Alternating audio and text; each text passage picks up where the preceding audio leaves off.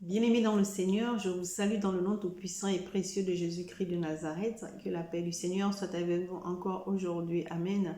Je suis le prophète Jérémie du ministère des enfants perdus, présidente fondatrice du mouvement de femmes abusées.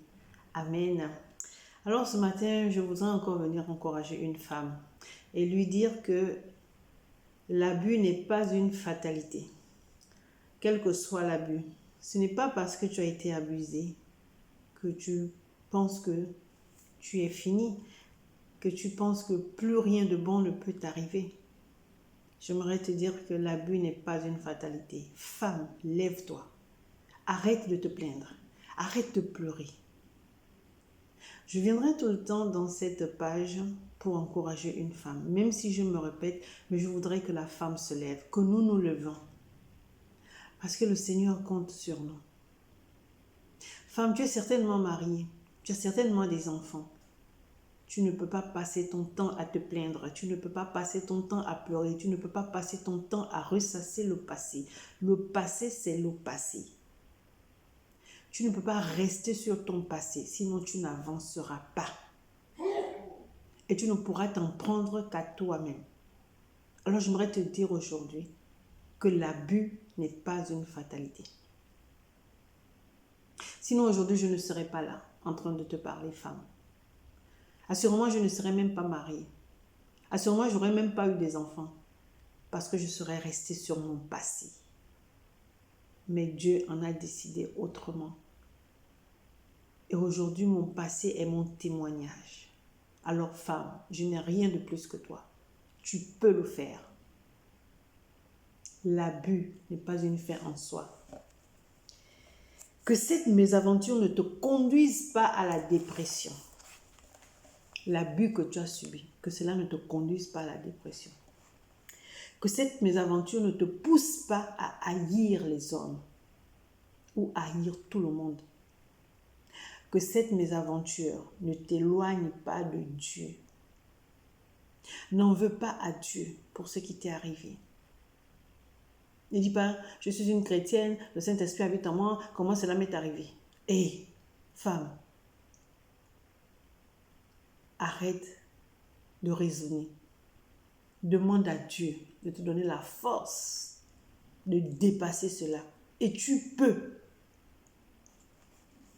Que cette mésaventure ne te pousse pas à détester les hommes et à te diriger vers les femmes ou vers même les animaux.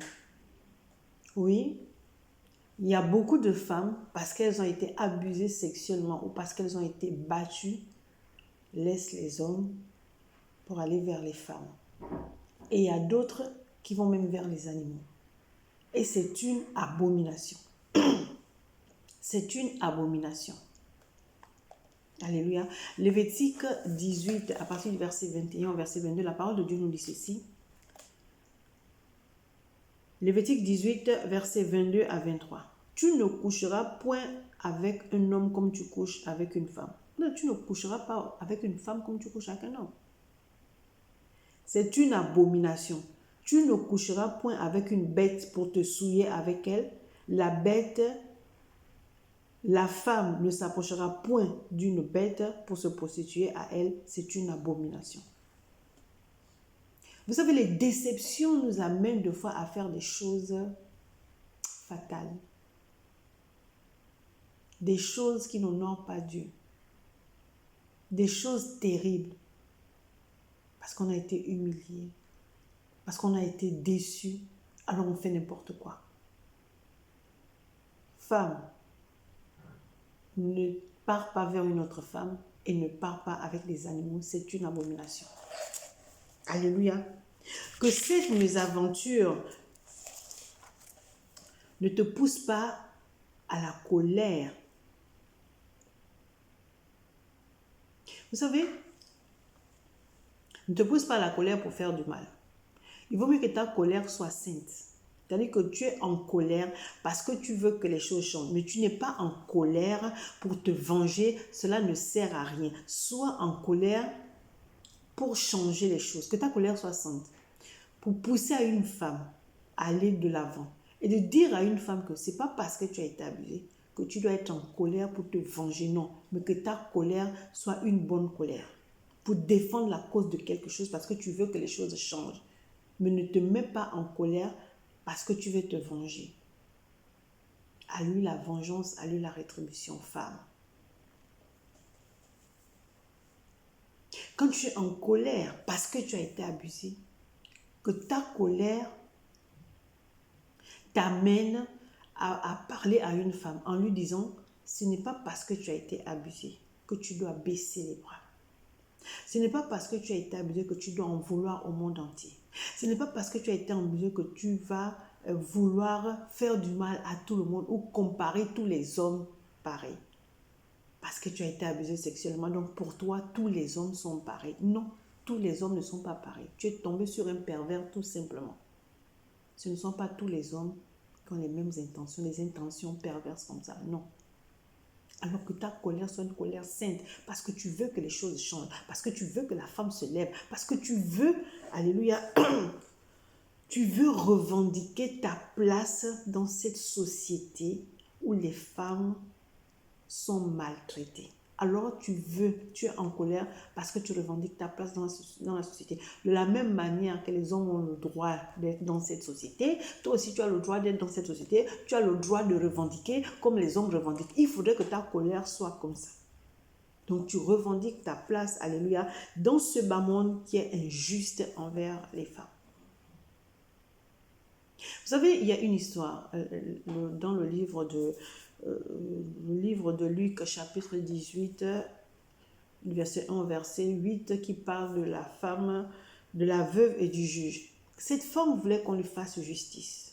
Alléluia, elle était veuve. Donc, lorsque tu es veuve, tu es délaissée, personne ne veut même entendre parler de toi.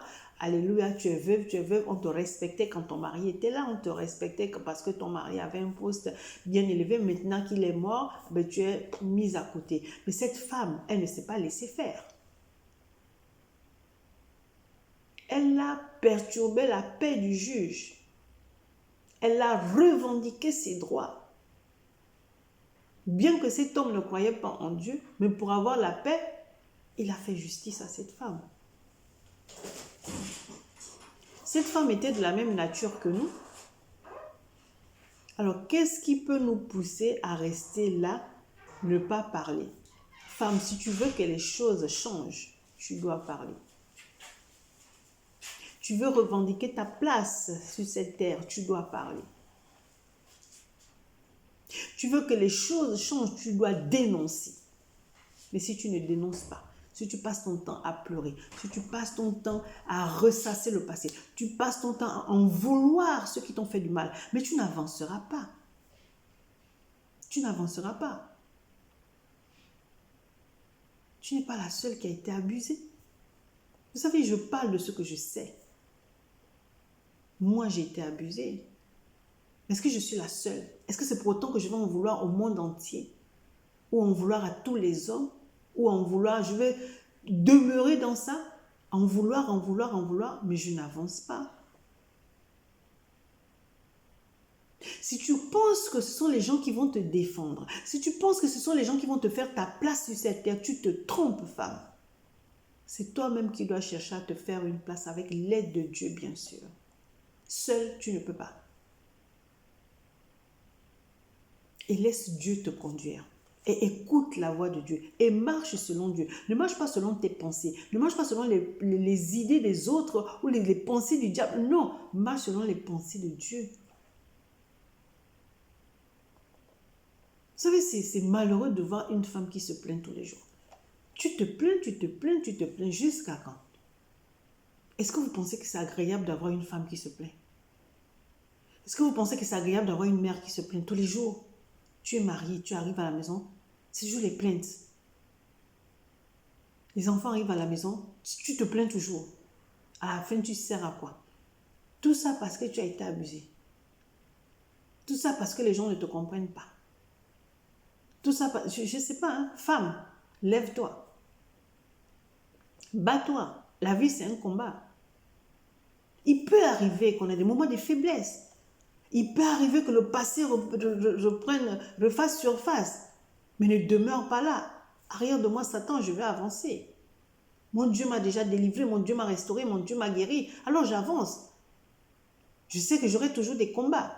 C'est pas parce que mon Dieu m'a délivré, m'a restauré, m'a guéri que la vie est tranquille. Plus Dieu te lève, plus les combats sont aussi élevés. Les combats sont grands, les combats sont durs. Alors femme, si tu n'es pas forte, si tu attends toujours sur les autres, mais tu resteras sur place. Mais que cet esprit de stagnation te libère maintenant au nom puissant de Jésus-Christ de Nazareth. Tu stagnes, pourquoi? Parce que tu réfléchis trop. Et dans tes réflexions-là, tu n'as aucune réponse. Alors tu restes sur place, tu n'avances pas. Parce que tu n'as pas eu de réponse.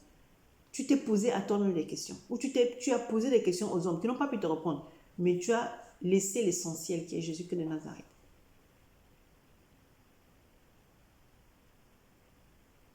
Femme, lève-toi. Tu dois faire bouger ce monde. C'est sur toi que Dieu compte. Il veut bâtir des grandes choses avec toi. Mais quand tes oreilles sont fermées à lui, donc tu ne l'entends pas.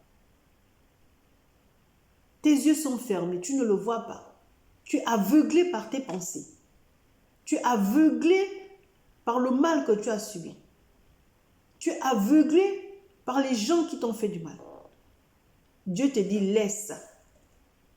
Je ferai de tes ennemis mes ennemis. Je ferai de tes adversaires mes adversaires. Toi là, garde silence. Je combats pour toi.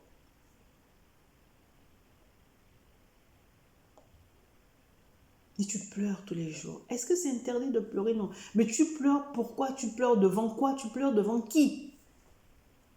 Si tu pleures pour tes problèmes, tu n'avanceras pas. Si tu pleures devant les hommes, tu n'avanceras pas. Mais si tu pleures devant ton Dieu, tu avanceras. Parce qu'il va te fortifier.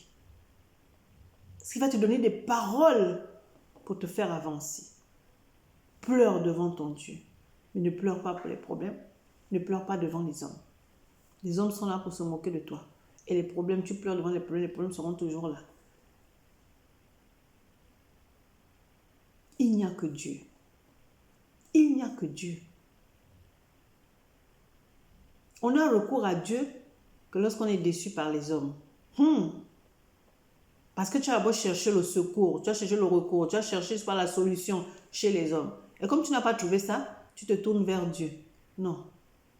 Tu dois te tourner vers Dieu tout simplement. Et c'est lui qui va susciter les gens. Et c'est lui qui va régler tes problèmes.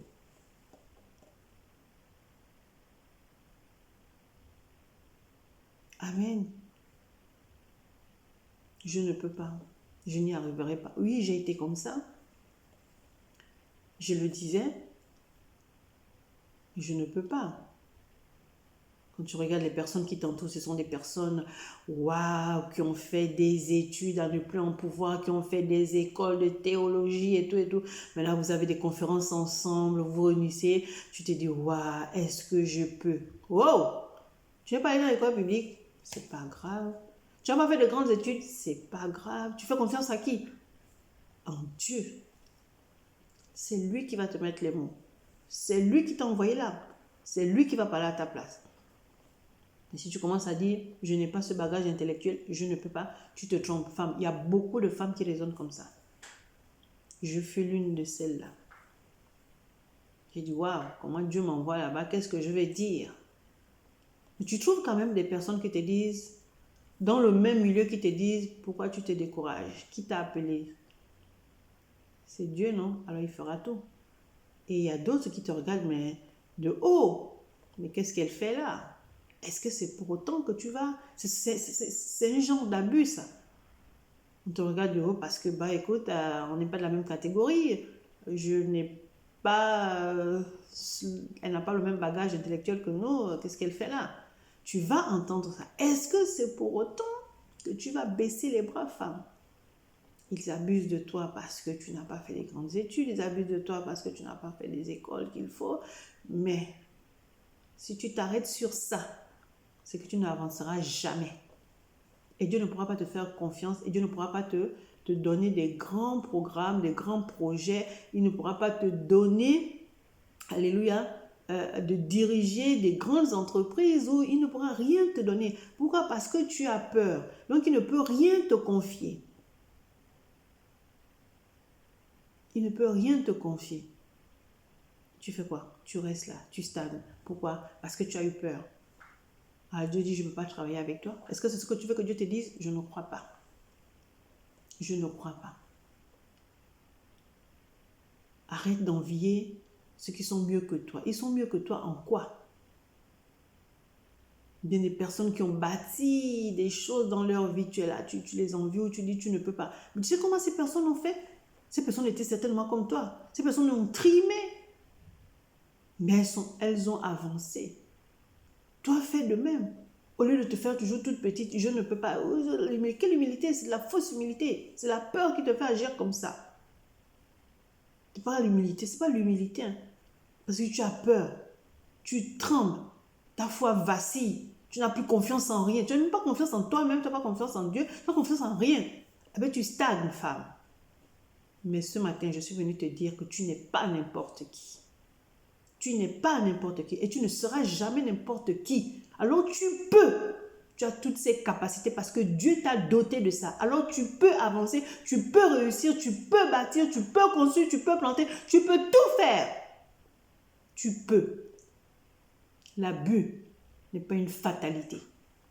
C'est parce que tu as été abusé qu'on t'a enlevé quelque chose. On a peut-être enlevé quoi? Tu es là, tu te dis que tu as honte.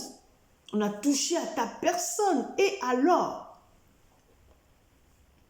Et alors? Dieu n'a pas vu ça. Donc même en Dieu, tu ne fais plus confiance. Parce que tu dis, oui, mais il était là, il a vu.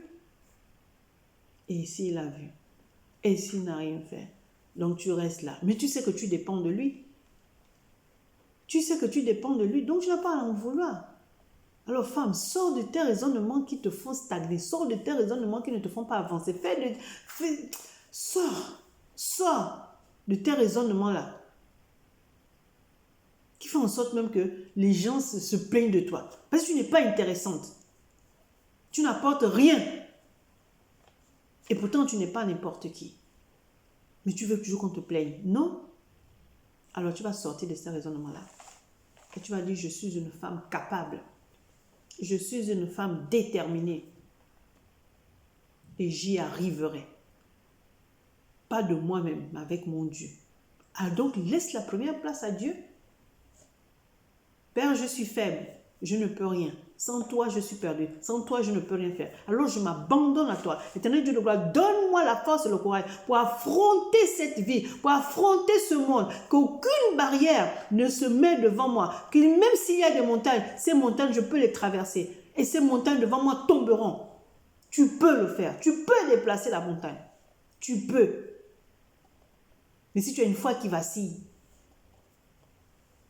tu as le doute, tu as la peur et tu restes là, statique, tu ne peux plus bouger.